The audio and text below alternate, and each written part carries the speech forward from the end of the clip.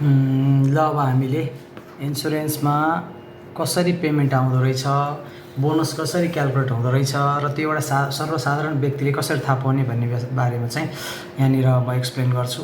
कुनै पनि एजेन्सीले चाहिँ अथवा इन्सुरेन्समा काम गर्ने मान्छे भनेको एजेन्सी हो र उसलाई एजेन्ट पनि भनेर भनिन्छ र उसले चाहिँ विभिन्न इन्सुरेन्स कम्पनीको एजेन्टको रूपमा उसले काम गरिरहेको हुन्छ र आफ्नो प्रडक्ट बेच्नलाई चाहिँ उसले विभिन्न कस्टमरका पुगिरहेको हुन्छ र प्रायः जस्तो चाहिँ अनप्रोफेसनल एजेन्सीहरूले के भन्छन् भन्दाखेरि तपाईँले इन्सुरेन्स गरेपछि डबल आइहाल्छ भन्छन् र टाइम फ्रेम 5 वर्ष 10 वर्ष 15 वर्ष 20 वर्ष जति वर्ष गरे पनि डबल आउँछ भनेर आफ्नो प्रडक्ट बेच्ने र आफ्नो कमिसनको मात्रै उनीहरूको उद्देश्य हुन्छ। त्यो भएको हुनाले एउटा सचेत क्लाइन्टले चाहिँ के विचार गर्नु पर्यो भन्दा कुन बेसिसमा डबल आउँछ, के हिसाबमा डबल आउँछ मलाई बुझाइदिनुहोस् त भनेर भन्न सक्नुपर्छ। र तपाईँहरूलाई म आज के यहाँ क्लियर गर्छु भन्दा आधिकारिक रूपमा तपाईँले आफूले गरेको इन्सुरेन्सको पैसा कति आउँछ भन्ने कुरा चाहिँ आफै चेक गर्न सक्नुहुनेछ। र यहाँनिर मैले मेरो स्क्रिनमा देख्न सक्नुहुन्छ नेपाल लाइफ इन्सुरेन्स कम्पनी लिमिटेडको एउटा प्रडक्ट लिएको छु, जुनसुकै इन्सुरेन्सको पनि हुनसक्छ। तपाईँहरूले जुन लाइफ इन्सुरेन्सको पनि गर्न सक्नुहुन्छ, सोचेर विचार गरेर सल्लाह गरेर गर्ने हो। यसमा कुनै पनि इन्सुरेन्स कम्पनीलाई यो त्यो भनेर हामीले भन्नु मिलेन। तर मैले चाहिँ आफूले गराइरहेको इन्सुरेन्स कम्पनी चाहिँ नेपाल लाइफ इन्सुरेन्स कम्पनी भएको हुनाले मैले त्यसको एउटा प्रडक्ट लिएको छु र त्यसको प्रडक्ट चाहिँ के छ, नेम अफ इन्सुरेन्स पोलिसी भने नौलो सुरक्षित जीवन बिमा भन्ने छ होइन। त्यसको टर्म चाहिँ के छ, 5 वर्ष गर्दा कति पैसा आउँछ अन्तिममा, 10 वर्ष गर्दा कति आउँछ, 15 वर्ष गर्दा कति आउँछ, 21 वर्ष गर्दा कति आउँछ र 26 वर्षसम्मको तपाईँहरूले पोलिसी लिनुभयो भने कति आउँछ भनेर यहाँ मैले तपाईँहरूलाई बुझाउने छु। र मैले उदाहरणको लागि चाहिँ सम इन्स्योर्ड हामीले गर्ने इन्सुरेन्सको अमाउन्टलाई चाहिँ 10 लाखमा लिएको छु। तपाईँले 5, 2, 3, 4, 15, 20, 25 लाख जति पनि गर्न सक्नुहुन्छ एज पर यर इन्कम। र मैले इक्जाम्पल लिएँ 10 लाखको 10 लाखको 10 लाखको भनेपछि अब यो 10 लाखको इन्सुरेन्स हामीले गराउँदाखेरि 5 वर्षपछि गऱ्यो भने हामीले बोनस कति आउँदो रहेछ, प्रत्येक वर्ष कति आउँछ र हामीले गराउने टाइमभरि कति आउँछ भन्ने कुरा यसले क्लियर गर्छ। त्यसै गरी 10 वर्षमा कति, 15मा कति, 21मा कति, 26मा कति भनेर क्लियर गर्छ। त्यसपछि बोनस अमाउन्ट आफ्टर टिडिएस भने देख्न सक्नुहुन्छ। हामीले जति बोनस कमाउँछौँ त्यसमा चाहिँ हामीलाई भुक्तानी गर्ने बेलामा चाहिँ अहिलेको नियमअनुसार 5% टिडिएस सरकारले काट्छ। भोलिका दिनमा यो चेन्ज भयो भने चेन्ज भएर काट्ला, घट्यो भने घटाएर काट्ला। तर अहिलेको एज पर प्रिभेलिङ रुल चाहिँ के हो त भन्दा 5% टिडिएस काटेर चाहिँ हामीलाई प्रदान गर्छ। अहिले म क्यालकुलेसन गरेर देखाउँछु। र त्यो टिडिएस काटेर हामीलाई बोनस दिइसकेपछि हामीले पहिला गरेको इन्सुरेन्सको अमाउन्ट र बोनस शुद्ध गर्दाखेरि कति पैसा आउँछ भन्ने कुरा तल चाहिँ अहिले क्यालकुलेसन गरेर देखिन्छ। अहिले चाहिँ 10 लाख मात्र देखिन्छ, किन भन्दाखेरि हामीले यहाँनिर अरू क्यालकुलेसन गरेका छैनौँ। अब हामीले हेर्नु पर्यो के त भन्दा सपोज 10 लाखको इन्सुरेन्स 5 वर्ष 10 वर्ष 15 वर्ष 21 वर्ष 26 वर्ष गर्दा कति कति पैसा आउँछ भनेर हामीलाई थाहा पाउनु पर्यो होइन त। भनेपछि इयर वाइज पनि इन्सुरेन्स कम्पनीले हामीले गरेको इन्सुरेन्सको अमाउन्ट जति बराबर अमाउन्टको इन्सुरेन्स गर्छौँ त्यसमा चाहिँ बोनस दिने हुन्छ। मतलब चाहिँ उसले पोलिसी बेचेर जति नाफा कमाउँछ त्यो मुनाफाको केही हिस्सा हामीलाई उसले प्रोभाइड गर्छ र त्यो चाहिँ प्रत्येक वर्ष चेन्ज हुनसक्छ। कुनै वर्ष 6%, कुनै वर्ष 6.5% र कतिपय वर्ष चाहिँ 666 पनि हुनसक्छ, 6% पनि हुनसक्ला। कतिपय इन्सुरेन्स कम्पनीले 3.5% पनि देलान्, 4% पनि देलान्, 4.5% पनि देलान्। त्यो तपाईँहरूले कसरी हेर्ने भन्ने कुरा पनि म सिकाउँछु। जस्तै यहाँ बोनस रेटको कुरा गर्यो। पहिलो कुरा त हामीले फाइनेन्सियल इयर 80-81 होइन। अब मैले यहाँ इक्जाम्पलको लागि चाहिँ 80-81 आर्थिक वर्ष 80-81 को लागि यदि कसैले चाहिँ मानव 79-80मा इन्सुरेन्स गरेको छ अथवा 80-81मा इन्सुरेन्स गरेको छ अथवा 72 सालतिरै इन्सुरेन्स गरेको छ भने पनि 80-81 सालमा आर्थिक वर्ष 80-81मा गएर उसले कति बोनस पाउँछ भन्ने कुरा यसले क्लियर गर्छ। र यहाँ कति पर्सेन्ट छ त, अब कसैले एजेन्टले तपाईँले 10% दिन्छ भने तपाईँले मानिहाल्नुपर्ने अवस्था छैन। कति दिन्छ भन्ने कुरा तपाईँले आधिकारिक रूपमा चाहिँ हाम्रो बिमा प्राधिकरणको वेबसाइटमा गएर चाहिँ चेक गर्न सक्नुहुन्छ। त्यसको लागि तपाईँले यहाँ के गर्नु पर्यो भन्दाखेरि नेपाल बिमा प्राधिकरण भन्ने छ, त्यसमा गएर तपाईँले नेपाल इन्सुरेन्स अथोरिटी टाइप गर्नुभयो भने त्यहाँ देखाइहाल्छ होइन। नेपाल इन्सुरेन्स NIA भनेर टाइप गर्नुभयो भने पनि त्यसले देखाइहाल्छ नेपाल बिमा प्राधिकरण भनेर। यो बिमा प्राधिकरणको वेबसाइट खुलिसकेपछि तपाईँले यहाँ स्ट्याटिस्टिक्समा गएर यहाँनिर बोनस रेट टेबल अफ इन्स्योरर्स भन्ने देख्नुहुन्छ, हेर्नुहोस्। यसमा क्लिक गर्नुहोस्। यसमा क्लिक गरेपछि तपाईँले अब बोनस रेट विभिन्न वर्षमा चाहिँ विभिन्न इन्सुरेन्स कम्पनीले दिएको बोनस रेटको सूची चाहिँ प्रत्येक इन्सुरेन्स कम्पनीले बिमा प्राधिकरणलाई बुझाउनु पर्ने प्रावधान हुन्छ र कम्पलसरी हुन्छ र त्यो पास गराइसकेपछि मात्र त्यति बराबरको बोनस चाहिँ हामी जस्तो क्लाइन्टलाई उनीहरूले हालिदिने हो। त्यो भएको हुनाले जस्तै हेर्नु देख्न सक्नुहुन्छ यहाँ 68 69 मा कति बोनस रेट छ, 69 70 गर्दा यसरी 80 81 सम्म 81 82 को सायद आउन बाँकी नै छ, यो पास भएको छैन, यहाँ हालेकै छैन बिमा प्राधिकरणले, अब यसलाई चाहिँ अपलोड गर्दै होला। तर आजसम्मको डेटमा चाहिँ आज भनेको चाहिँ 28 मे 2026 को डेटमा गएर हेर्ने हो भने चाहिँ बोनस रेट 2080 81 मा कति छ त, मैले चाहिँ नेपाल लाइफको गरेँ नि त होइन, भनेपछि नेपाल लाइफमा यहाँ डाउनलोड गर्नुहोस्, नेपाल लाइफको बोनस रेट कति छ भन्दा सबै कम्पनीको छ हेर्नुहोस्। यहाँ तपाईँले यहाँनिर जस्तै राष्ट्रिय जीवन बिमा कम्पनी लिमिटेडको बोनस हो यो, त्यसपछि गएर नेपाल लाइफ इन्सुरेन्स कम्पनी लिमिटेडको बोनस रेटहरू छ पोलिसीको प्रकारअनुसार, नेपाल लाइफ इन्सुरेन्स कम्पनी लिमिटेडकै भयो यो पनि।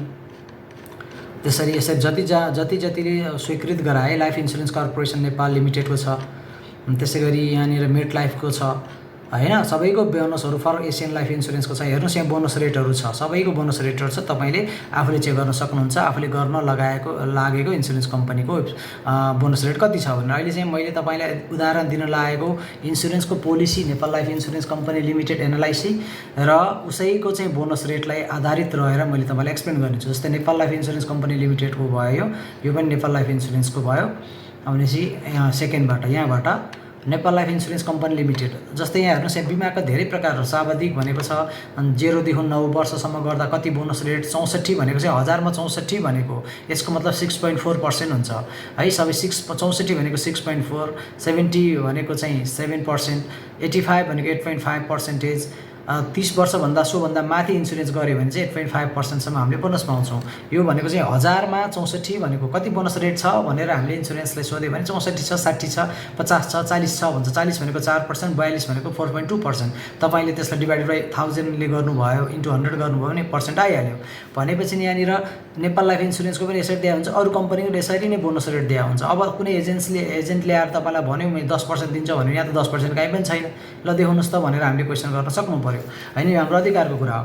अब यहाँनिर मैले जुन एक्जाम्पल लिएको चाहिँ बिमाको कुरा छ पोलिसीको प्रडक्टको, त्यो चाहिँ कहाँनिर छ भन्दा यहाँनिर नौलो सुरक्षित जीवन र नौलो केटाकेटीको लागि चाहिँ यति कुराहरू चाहिँ बोनस निर्धारण गरिएको रहेछ।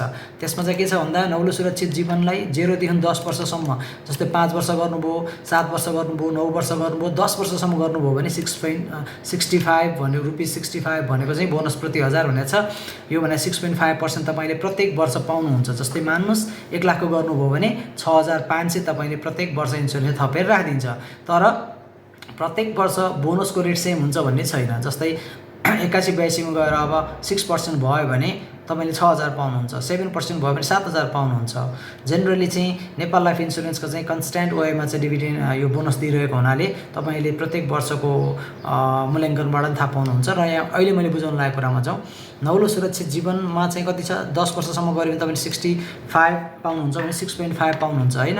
अब मैले यहाँ के गरेँ, बोनस रेट चाहिँ 5 वर्षको कति भयो त, अब तपाईँको 6.5% भयो होइन। हेर्नु 6.5% राख्दाखेरि तपाईँले 10 लाखको इन्सुरेन्स गर्नुभयो भने 80-81 सालमा गएर कति पैसा पाउनुहुन्छ, 65,000 रुपियाँ पाउनुहुन्छ र त्यो तपाईँको चाहिँ अकाउन्टमा जम्मा भएर बस्ने हो। त्यसको आधारमै तपाईँले डबल पाउने हो कि कम पाउने हो कि भन्ने निर्धारण हुन्छ, न कि हामी जस्तो एजेन्टले भनेको भरमा अथवा कुनै पनि एजेन्टले भनेको भरमा। अब तपाईँले यो 65,000 प्रत्येक वर्ष पाउनुभयो, अब योभन्दा अघिल्लो वर्षहरूमा कुनै वर्ष 70 पाउनुभयो, कुनैमा 62 पाउनुभयो होला भने चाहिँ त्यो हिसाबले चाहिँ फ्लक्चुएसन हुन्छ। प्रत्येक वर्षको बोनस रेट अनुसार तपाईँको अमाउन्ट क्यालकुलेट भएर एकुमुलेट भएर बस्छ र तपाईँको मेच्युरिटीमा गएर तपाईँलाई त्यो भुक्तानी गर्ने हो। सपोज मानौँ अब चाहिँ यो हाम्रो 15 वर्षसम्मै अथवा 5 वर्षसम्मै तपाईँको मैले एजम्सन गरेको बुझाउनको लागि 5 वर्षसम्मै 65,000 पाउनुहुन्छ भने चाहिँ तपाईँले चाहिँ 5 वर्ष पछाडि बोनस मात्र कति पाउनुहुन्छ, 3,25,000 पाउनुहुन्छ। 65,000 × 5 गर्नुभयो भने 3,25,000 पाउनुहुन्छ। अब यो 3,25,000 जुन बोनस आयो, हामीले गरेको त 10 लाखको इन्सुरेन्स हो, यो त हाम्रो छँदैछ। यो 3,25,000 जुन बोनस आएसँग 5% ट्याक्स काटिन्छ भुक्तानी गर्ने बेलामा। तपाईँले कति पाउनुभयो बोनस, अब 5 वर्ष पछाडि 3,08,750 पाउनुभयो। अब तपाईँले गरेको इन्सुरेन्स 10 लाख र यो 3,08,750 जोडेर 13,08,750 तपाईँले एकमुष्ट रूपमा पाउने हो भुक्तानी 5 वर्ष पछाडि। अब कसैले आएर डबल दिन्छ भन्यो भने तपाईँले विश्वास गर्नुभयो त, डबल पाइँदो रहेछ त, उसले त आफ्नो प्रडक्ट बेच्छ र रफू चक्कर भएर जान्छ। त्यसकारण इन्सुरेन्स गर्दा तपाईँले चिनेको जानेको र नजिकको मान्छेबाट मात्र गर्नुपर्छ, नभए तपाईँले धोका पनि हुनसक्छ होइन। जस्तै अब अर्को इक्जाम्पल चाहिँ तपाईँले 10 वर्षको गर्नुभयो भने अब यहाँ हेरौँ त प्रडक्टमा 11-10सम्म त 65 नै छ भने यहाँ पनि तपाईँको कति हुने भयो 6.5% नै हुने भयो। यसमा पनि तपाईँको कति आयो त 10 लाखको गर्दा तपाईँले 10 वर्ष गर्नु भएको छ, त्यस कारणले बोनस चाहिँ तपाईँको 6,50,000 आयो। 10 वर्षमा हिसाब गर्दा 65,000 हो। 5 वर्ष गर्दा 3,50,000 हुन्छ भने 10 वर्ष गर्दा 6,50,000 भयो। अब ट्याक्स काटेर 6,17,000 भयो। अघिको 10 लाखको अमाउन्ट प्लस तपाईँले 6,17,500 जोडेर लिँदा 16,17,500 ट्याक्स पछि तपाईँले पाउनुहुन्छ। पाउन त तपाईँले कति पाउनुपर्ने हो भन्दाखेरि 16,50,000 पाउनुपर्ने हो, तर ट्याक्स चाहिँ काट्यो, त्यस कारण 16,17,500 5% धेरै काटिँदैन। त्यसो गर्दा तपाईँले त्यो पाउनुहुन्छ। अब जाउँ 15 वर्षमा। अब 15 वर्षमा जानुभयो भने हेर्नुहोस् यहाँनिर के भनेको छ त 11देखि 15सम्म पनि 6.5 नै भनेको छ। भनेपछि यसमा पनि तपाईँको 6.5 नै बोनस हुने भयो। तर तपाईँले 15 वर्ष गरेको हुनाले चाहिँ तपाईँको बोनस 9,75,000 आयो। ट्याक्स काटिँदा 9,26,250 पाउनुहुन्छ। 10 लाख तपाईँको आफ्नो पैसा र बोनसले 9,26,250 जोड्दा 19,26,250 तपाईँले पाउनुहुन्छ हो। 15 वर्ष गर्दा राम्रो इन्सुरेन्स कम्पनीमा गर्नुभयो, बोनस रेट राम्रो दिने कम्पनीमा गर्नुभयो भने चाहिँ लगभग तपाईँले डबल पाउने हो। 16 वर्ष 17 वर्ष गर्दा अब डबल नै पाउनुहुन्छ। तर 15 वर्ष गर्दा चाहिँ लगभग डबल पाइन्छ। तर सबै इन्सुरेन्स कम्पनी दिँदैनन्, यसमा पुरो भ्रममा नपर्नु होला। बिमा प्राधिकरणको वेबसाइटमा गएर हेर्ने, कसैले मानव 4% दिइरहेको होला, भर्खरको नयाँ कम्पनीहरूले 4% दियो भने हेर्नुहोस् त 15 वर्षमा 4% लगाउनुहोस् त कति आउँछ 15,70,000 मात्र आयो। डबल आयो आएन। कसैले चाहिँ 3.5% दिइरहेको होला, तपाईँको 14,98,750 मात्र आयो। ल हेर्नुहोस् यहाँनिर है। त्यो कारणले गर्दा बोनस रेट कति हुन्छ त्यसमा भर पर्छ तपाईँले कति पैसा आउँछ भन्ने कुरा चाहिँ।